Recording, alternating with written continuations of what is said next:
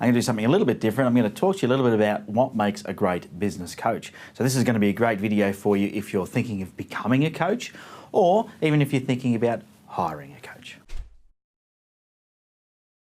So I guess there's, it's a commonly asked question, what makes a great business coach? And how do I know if I've got a great business coach or if I'm going to make a great business coach?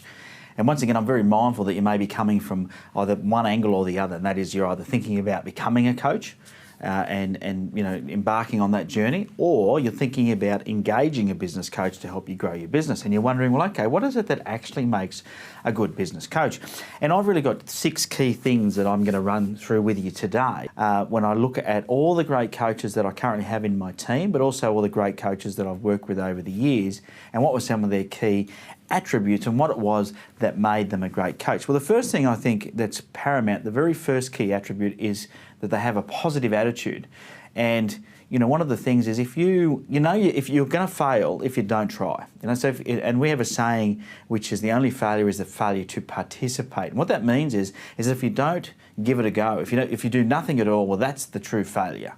And so if your attitude is one of a defeatist, of somebody who gives up easily, then you're not going to make a great business coach. So if you're talking to somebody who and thinking about bringing them on as a coach, if they have a negative attitude or they have an attitude of giving up, and it would be unlikely, these type of people typically wouldn't be attracted to this industry because coaching is about having a positive attitude and a can-do attitude. And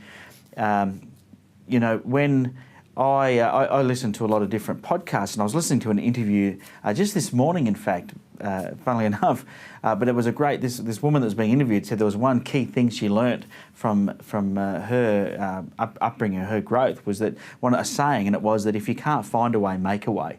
And I guess that's what I'm talking about. If you know that you want a certain thing, if you want something bad enough, is not to be beaten down and not to be beaten by somebody saying, hey, you can't do that. I mean, some of life's greatest successes, the most successful people were failures, and they were dubbed as failures, and then they went on to do great things. And I'm sure they wouldn't have done that if they didn't have a positive attitude. So a great business coach has a positive attitude. The second thing is they are empathetic. And I think this is a key attribute. Very, very big part of being a successful business coach is that you can show empathy and have empathy for your clients, which is about understanding where they are. And I've got a saying that I love, that I use a lot, and that's walk a mile in their shoes. So as a coach works with somebody, they should walk a mile in their shoes. It's easy for a coach to say, hey, what are you doing? You should be doing X, Y, and Z. But if they haven't walked a mile in their shoes, they can't honestly say they know what that person's feeling or going through, what emotions, what their roller coaster is, that roller coaster for them is looking like. So you've got to have empathy, not sympathy. You've got to have empathy, because empathy is about being understanding. Empathy is about saying, you know what, I understand how you feel, I understand where you're at. However, if you're going to get to the results you want, get to the successful spot that you want to get to, then we're going to have to change some things about what you're doing. Now, I've spoken a bit there about their personal being. It's a positive attitude and empathy. Attribute number 3 is more about a skill set now, and that's about having a sound business knowledge or business acumen. And it's very important that if you're going to engage a business coach, that they actually know a little bit about business, at least the basic fundamentals. Now, the good news is they don't have to have I'm not talking about having business degrees, and some people would argue the fact of this with me, but I've been in this industry long enough, I can prove to you that we do not have to have business degrees. We do not have to have any sort of accounting background to be successful at teaching you how to run your business better. In fact, your coach just needs to be a step ahead of you. And remember, coaches are probably doing the best business degree they could, and that is that they're working with dozens of businesses at any one time, and they're seeing what works and what doesn't. They're seeing what's holding people back versus what's helping people be successful. So they're getting the best training they can once they're on the job. And so if you've got a coach that doesn't have a sound business knowledge, then the likelihood is they haven't been coaching very long, or they haven't had any previous business experience. So sound business knowledge is very, very important, and but once again, they don't need to have a degree. So I just don't want you to get that confused with where their skill level needs to be at. Attribute number 4, the fourth thing that I think they need is they need to be honest, open and honest with you. And this is about them being, how can I word this? About them being your unreasonable friend. So they're not going to be unfriendly, but they don't have to be your buddy. They don't have to be your best mate. They don't have to be the person that you're going to hang out with every day of the week. Because, you know, when they get too close to you, they'll let you get away with not doing what needs to be done. So, you know, it's more about having an unreasonable friend. They need to be open and honest with you.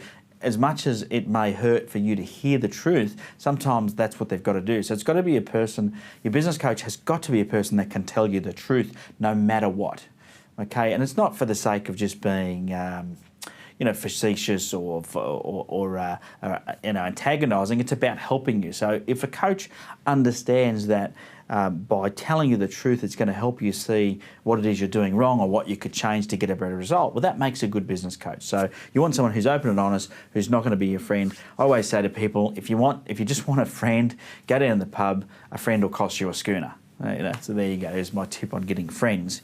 Not that they're going to be long-term friends. When you run out of money to buy schooners, they'll move on to somebody else. Anyway, that's getting off topic. The fifth attribute that I think is vitally important for a business coach is that they have to be a good listener and be great at asking questions. You know, there's a very famous saying in sales which applies to just about everything in life, and that is you've got two ears and one mouth, you should use them proportionally. And I believe in coaching it's the same thing. A coach is very different to a consultant. A consultant does telling and training and doing. A coach does asking, helping you do the discovery for yourself and the learning. Now, you know, by asking great questions, now the education came from the Latin word educare, which means to draw out. So asking questions is the best way to teach somebody something. And so you have to be great at asking questions, and of course, it's no good asking great questions if you're not a great listener. So they sort of go hand in hand. And then my final key attribute number 6. And look, this is not an exhaustive list by any means. This is just my probably top 6 things that I thought of when I got asked this question. But I think this one is vitally important. And to be a great business coach, you have to commit ego-side. And what that means is it's not about you as the coach. It's not about, the coach is there to do a job. And sometimes it can be a thankless job. It's a bit like being a parent, I think. You know, being a mum, you know, my wife works hard at home to make sure that everyone's got clean clothes and the groceries are done, the pantry is full, and doesn't ever really get thanked for it, you know, which is a shame. But it's not about that. It's about providing. So the same in business coaching is making sure you provide for your client. So as a great coach will provide for your client without expecting recognition and reward in return. And that can be difficult for some coaches because the very nature of the industry attracts outgoing people that require that external recognition and reward. So, you know, I think it's vitally important if you're going to be a successful business coach that you commit ego side, you make it about your client and not about yourself. So there you go. Hopefully those key 6 attributes help you answer the question as to what makes a great business coach. Of course, always welcome your feedback. So below the video, you can leave comments, questions, suggestions, or anything you like, really. I don't really mind. Hopefully you've enjoyed this. You know, it's been fantastic sharing these thoughts with you. Until next time, have a profitable day.